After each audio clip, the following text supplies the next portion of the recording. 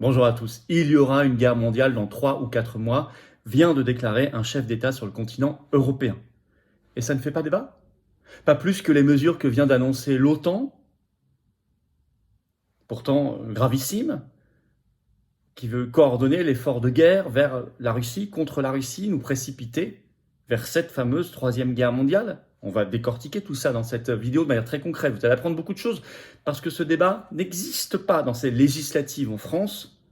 Législative écourtée, escamotée, sabotée, piégée, bien sûr, entre trois blocs principaux qui veulent tous rester dans l'OTAN et armer et financer l'Ukraine. Forcément, il n'y a pas de débat. Ben moi, je vais ici lancer le débat, poursuivre le débat, et surtout viser l'intérêt de la France et la paix, parce que c'est ça qui est en jeu, et ça dépasse tout. Et ça devrait tous nous amener à lutter, tous ensemble. Parce que quand on a perdu la paix, on a tout perdu. Alors, nous allons parler de tout cela dans cette vidéo qui ne se veut pas anxiogène. Les informations sont telles quelles, je ne vais pas vous mentir, je ne vais pas raconter n'importe quoi, mais qui surtout propose une perspective, une solution, un avenir pour les intérêts de la France et pour la paix, vous allez voir. Merci de la partager, pour cela de vous abonner à cette chaîne YouTube en cliquant sur le petit bouton s'abonner en dessous, c'est un clic gratuit, ça aide énormément, encore une fois, vraiment, ceux qui ne sont pas abonnés à la chaîne ou qui ont été désabonnés, vérifiez, ça peut arriver par YouTube.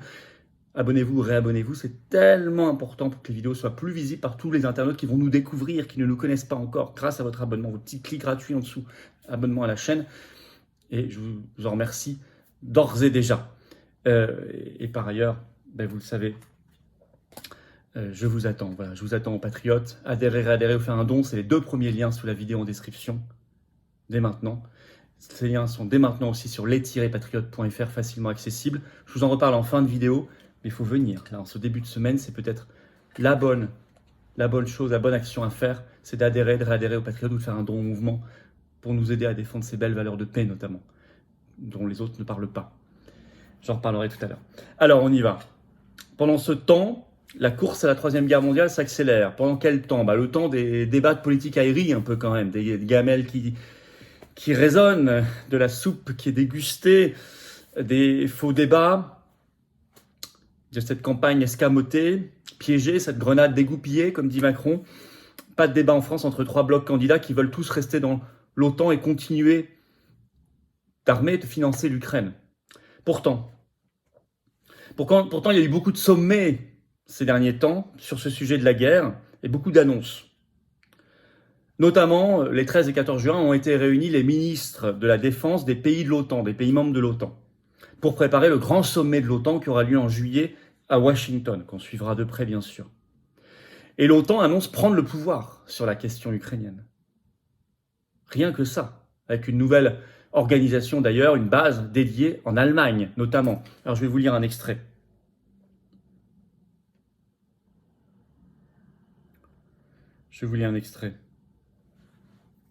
Sur le site de l'OTAN, tout ça, l'information, c'est juste un communiqué qui est publié sur le site de l'OTAN.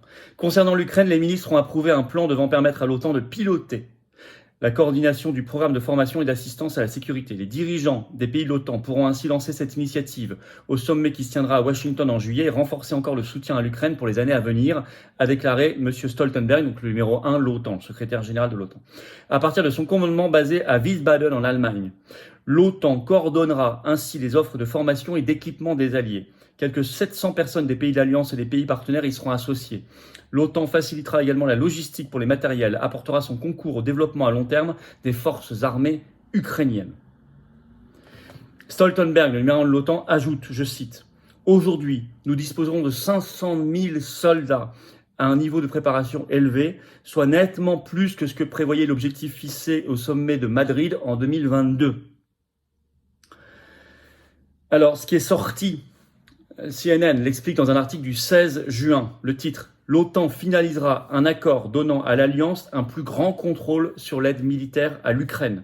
C'est très clairement dit, je vais vous lire un extrait de CNN.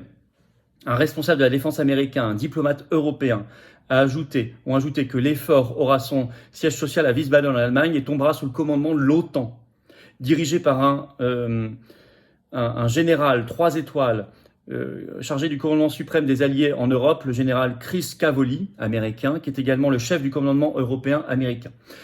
Donc, tout le soutien armé à l'Ukraine, sachant que les pays de l'OTAN représentent 99% de ce soutien, l'OTAN le dit elle-même, sera maintenant coordonné sous commandement de l'OTAN sur une base à Wiesbaden, pilotée par un général américain, 3 étoiles.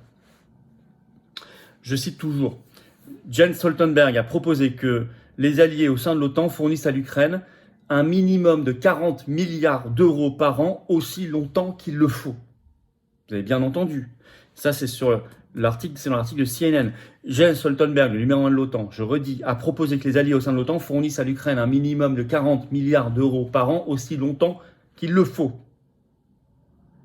Calculez la part de la France. Un seul pays membre de l'OTAN a dit qu'il ne s'y associera pas, la Hongrie, mais refuse de mettre son veto, ce qui aurait tout bloqué. Donc il y a eu des pressions énormes pour qu'ils ne le mettent pas, vous l'avez compris. Alors, au même moment, vous avez un autre sommet, c'est le G7. Les 7 puissances du monde, qui étaient les plus gros PIB à l'époque, enfin ça ne l'est plus, dont la France. Alors c'était ce 13 juin, c'était en Italie. Alors Zelensky était invité. Et ils ont décidé un accord sur l'utilisation des produits issus des actifs russes gelés. Les 7 ont voulu un accord, je cite, pour apporter un soutien financier supplémentaire à l'Ukraine d'au moins 50 milliards de dollars d'ici fin 2024. Les milliards pleuvent, hein.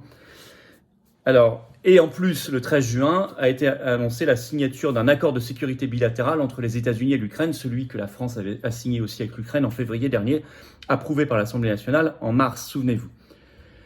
La réponse de Poutine, de la Russie, ne s'est pas fait attendre. Il parle de vol avec cette histoire des actifs russes qui vont être utilisés. Je cite une dépêche AFP.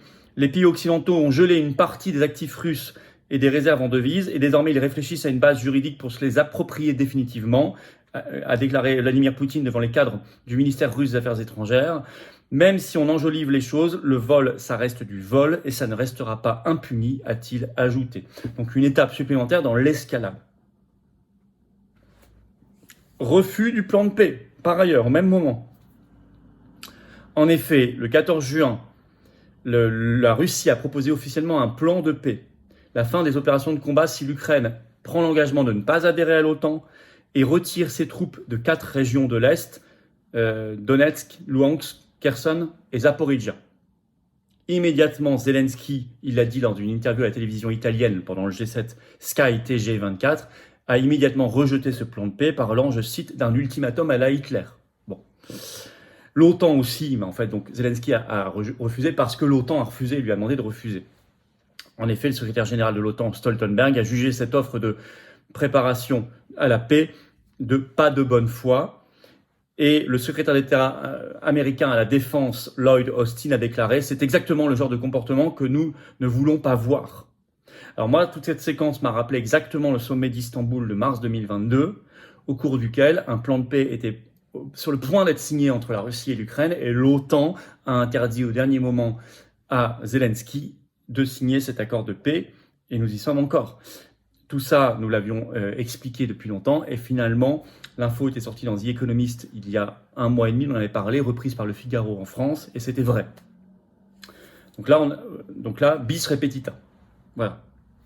De nouveau, on passe à côté, on frôle la paix, et c'est refusé par l'OTAN.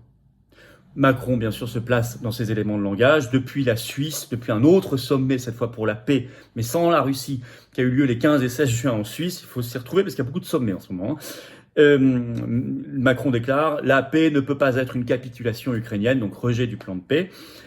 Alors, je parlais de ce sommet pour la paix. Donc oui, la Russie n'a pas été invitée. Il y a environ 90 pays présents. Il y avait 90 pays présents, il est fini. La Chine était invitée, mais la Chine, finalement, a décliné l'invitation, prétextant qu'il n'y avait pas la Russie et qu'on ne peut pas faire de plan de paix pour 2 pays si un des 2 pays n'est pas là. Bon, ce qui est effectivement assez logique.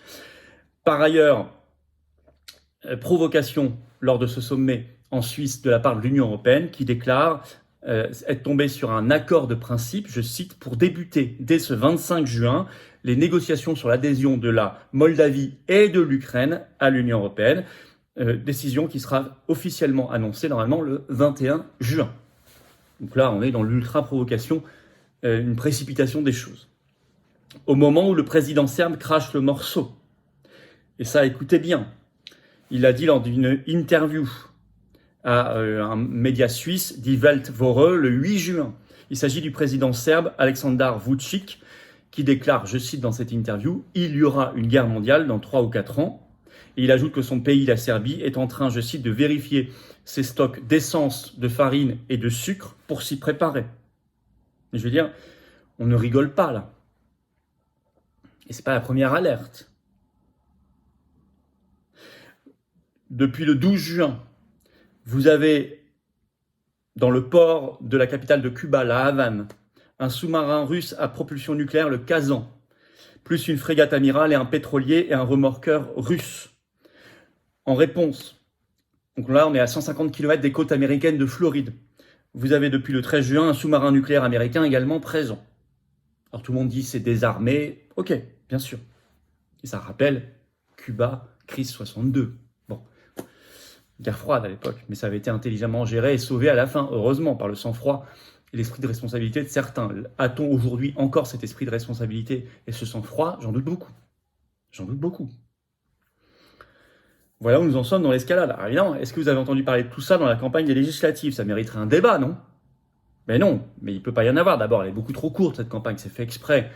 Mais en plus, les 3 blocs principaux, Front Populaire, les macronistes et Union Nationale, donc le RN et quelques personnes en plus, sont tous les 3 pour le maintien de la France dans l'OTAN et depuis le début ont soutenu l'armement et le financement de l'Ukraine, quels que soient leurs éléments de langage à côté, ils ont tout voté.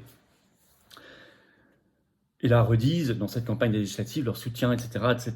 Alors, moi je vais vous dire, si ceux qui, voyant ça, ne comprennent pas qu'il faut sortir de l'OTAN pour sauver la paix et les intérêts de la France, je ne sais pas ce qu'il leur faut en plus. Évidemment qu'il faut sortir de l'OTAN pour sauver la paix et les intérêts de la France. La France sera bien mieux protégée et beaucoup plus en paix et défendra ses intérêts si elle est hors de cette alliance agressive d'escalade vers la Troisième Guerre mondiale qui s'appelle l'OTAN. On pourrait aussi parler de la question chinoise, on y viendra, parce que là aussi ils essaient d'accélérer les choses, ça s'appelle l'agenda 2030. On l'avait décrypté, il a été signé en juin 2021 à Bruxelles. Il faut sortir de l'OTAN, il faut sortir de l'UE bien sûr, mais il faut sortir de l'OTAN. Pour la paix et les intérêts de la France.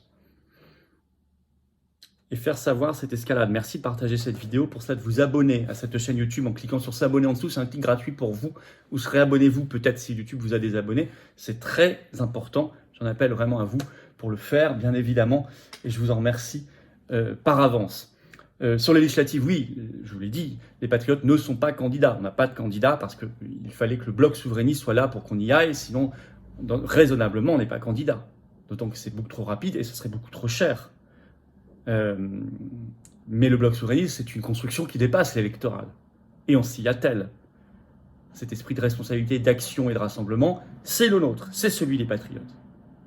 Et je vous ai parlé dans le direct vendredi dernier, et j'y reviendrai, je détaillerai tout ça, un grand projet très concret dans les semaines et les mois qui viennent, pour porter la France d'après ce que sera la France sortie de toutes ces institutions mondialistes. Quel projet, quel relève par rapport à une situation qui va droit dans le mur, quel que soit le gouvernement élu, enfin qui sortira de l'Assemblée élue après le 7 juillet. Alors merci si vous êtes enthousiasmé par ce programme et vous vous battez aussi pour les intérêts de la France et la paix, de nous rejoindre maintenant. Je vous attends là, en ce début de semaine. C'est la colombe de la paix sur cette carte orange d'adhérents aux patriotes. Ayez là, venez, rejoignez cette famille, rejoignez ce combat, rejoignez ces convictions, à votre niveau d'engagement, soit en soutien parce que vous voulez juste soutenir, soit très impliqué, on vous le proposera, et où vous soyez en métropole, outre-mer ou à l'étranger, on est organisé, on est là. Et vous rencontrerez des gens, si vous le souhaitez, qui pensent les mêmes choses que vous près de chez vous. Vous pouvez réadhérer si votre adhésion n'est plus à jour, c'est-à-dire il y a plus d'1 an, vérifiez, ça ne se fait pas automatiquement, et je vous attends, et je vous dis bienvenue, re-bienvenue, si vous réadhérez. Vous pouvez faire un don au mouvement, également. Oui, parce que nous avons besoin de ce financement qu'on n'a pas par les banques, ni l'aide publique. On va retomber à 0 d'aide publique avec ces législatives, bien sûr. On n'a déjà pas grand-chose, on va retomber à 0. Et en plus, nous on fait, et on sort des européennes qui ont coûté presque 1 million sans remboursement de l'État, et on fait, et on lâchera pas, et on fait les procès contre Ursula, et on fait les manifs, les actions, et on prépare le bloc souverainiste, le rassemblement, mais tout ça, ça coûte. Et le don est possible. Alors comment on fait? Adhérer, c'est le premier lien sous la vidéo en description pour le faire, vous cliquez dessus. Ce lien, je l'ai mis également en commentaire épinglé, une petite fiche sur l'écran maintenant, et dans quelques secondes, un lien sur l'écran. Faire un don au mouvement, c'est le deuxième lien que j'ai mis sous la vidéo en description, vous cliquez dessus. Ces liens se retrouvent sinon sur adhérer et don, sur les-patriotes.fr, notre site, bien sûr, facilement accessible. Tout ça, c'est défiscalisé de vos impôts aux 2/3. En plus, c'est quand même un bon argument, plutôt que de donner ça au fisc, à Macron, qui en font n'importe quoi. Donnez-le à la résistance. Défiscalisation, faites baisser vos impôts. massivement. Bravo donateurs et adhérents, bienvenue aux nouveaux adhérents patriotes. Vive la France!